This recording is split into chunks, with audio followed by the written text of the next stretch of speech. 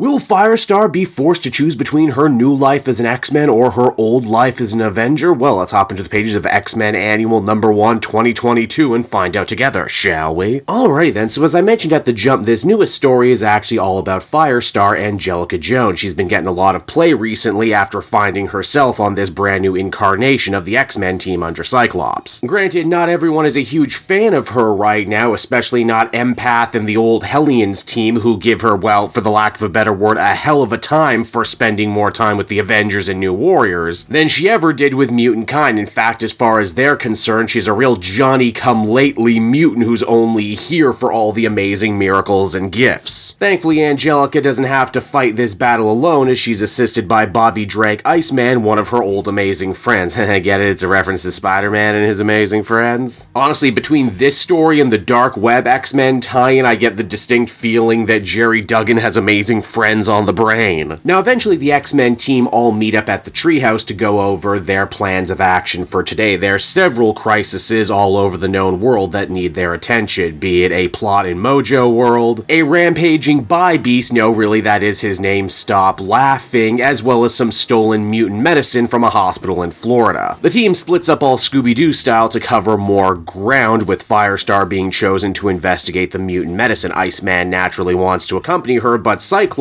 says that he actually wants to be the one to help Angelica take point on this one, mainly because, well, Firestar joined the team because of a recommendation from Emma Frost, and if Emma wants her in, there must be a good reason for it. In fact, as we discover, it seems that Cyclops really has high hopes for what Firestar could do as part of the brand new X-Men team and the larger mutant community as a whole. After all, she's not fully drank the Krakoan Kool-Aid, and because of that, she could be yet another person to help Cyclops stay honest and keep this version of the X-Men pure and unaffected by the Quiet Council's machinations. Now, by the time Cyclops and Firestar actually manage to make it to Florida, things have gone from bad to worse, and I don't mean that just because they're in Florida. Ha ha ha, easy jokes. No, I'm of course talking about a massive hurricane that seems to have blown in without anyone being the wiser. The mutants also get a pretty damn icy reception at the hospital after everything that happened with the mutant resurrection protocols being leaked and everything that happened with the Eternals and the Celestials. Average Joes, particularly sick hospital-bound Joes, don't exactly have a lot of patience for mutants right now. After all, they can't get sick, and even if they can, what's the worst that could happen? They'll just be resurrected. Stranger still, this whole stolen medicine plot was actually a lot more complex than Cyclops and Firestar were led to believe. They assumed that a shipment just went missing or didn't show up at all, when in fact a hospital employee was beaten damn near to death and the medicine stolen from a secure safe room. Now, Firestar, being a cancer survivor herself, actually recognizes a lot of the medicine in this room and realizes that none of the regular drugs were actually touched at all. Whoever came here to steal came to steal solely mutant medicine. After all, as we've seen in the pages of Wolverine and the X-Force book, reselling life-saving mutant medicine on the black market is big business, especially to nations who do not recognize Krakoa's sovereignty. Cyclops and Firestar actually end up having a surprisingly deep conversation. I mentioned before that Angelica is a cancer survivor. Well, she only got cancer because of a result of her mutant power. Cyclops can sympathize because, well, he knows a thing or two about your mutant power actually hurting you and making your life a little bit more difficult. In fact, Firestar asks, with all these amazing resurrection protocols, not only bringing dead mutants back to life, but better than they ever were before, why did Scott never go out of his way to try and to get control over his concussive blast so he didn't always have to wear special sunglasses? Scott says over the years he's been given many opportunities to try and fix his vision, but he never wanted it. It's part of who he is. Now, eventually our heroes both zero in on the idea that the missing drugs and the hurricane are actually connected, and that's because the thief turns out to be none other than lame Iron Man and occasional Avengers punching bag, David Cannon, aka Whirlwind. Now, whether you knew it or not, Cannon is actually a mutant and one of the few criminals who didn't actually agree to Krakoan amnesty, which is pretty surprising for everyone involved because you would assume that such a perennial loser like Whirlwind would jump at the opportunity to clean his slate. Firestar isn't afraid at all to challenge Whirlwind one-on-one, and why should she be? She's been beating this guy up since she was a literal teenager with the New Warriors. As we discovered during their battle, Whirlwind never even intended to steal the important mutant medicine at first. He had come to the hospital on a completely different supervillainous gig. But when he saw an opportunity to make a little extra money, he jumped at it. Cyclops asks him after he's defeated why he didn't take the Krakoan amnesty that so many other villains did. And his answer is actually kind kind of surprising, especially considering that David Cannon has never been shown to be that smart before, but Whirlwind says the reason he didn't take Krakoa's offer is because he doesn't think the island nation will last. He says he thinks it's only a matter of time before some mutant-hating bigot decides to drop an A-bomb on the island and end it like it's been ended so many times before when the mutants thought that they had built a new community for themselves. And hey, speaking of bombs, Whirlwind has also gone out of his way to try and secure an insurance policy for his stolen drugs. He planted a bomb inside the hospital, and Cyclops and Firestar are going to have to choose between keeping him locked up or saving the people inside. Now, as we learned before, Angelica can do a lot more than just create fire. She can also harness the power of radiation. In fact, it's the same radiation that gave her cancer, but in a situation like this, following the radiation trail is enough for Firestar to find the bomb and disarm it before reinforcements from Krakoa can show up. And yeah, that's basically where the comic comes to a close. Angelica Jones is a big hero right now with mutant kind and humans alike. This situation has also seemingly greatly changed her perspective too, and in fact, as the comic comes to a close, she goes back to Blob's Tiki Bar and actually shares a drink with the members of the Hellions, saying that she's in on the X-Men and Krakoa 100% to the bitter end. And so that was X-Men Annual number 1, everybody. Overall, I thought this was a pretty solid story. I don't think this is going to blow anyone's mind or change anybody's worlds, but if you're a particular fan of Firestar, I think you're going to find a lot to enjoy here. In fact, in many ways, this is almost a quintessentially X-Men Annual type of story, and that is in a cast as vast, deep, and varied as the Mutants. Sometimes anyone can be the star, anyone can be the hero for a day. There's hundreds of stories out there in Krakoa, there's just not enough time to hear them all, and Firestar's story was,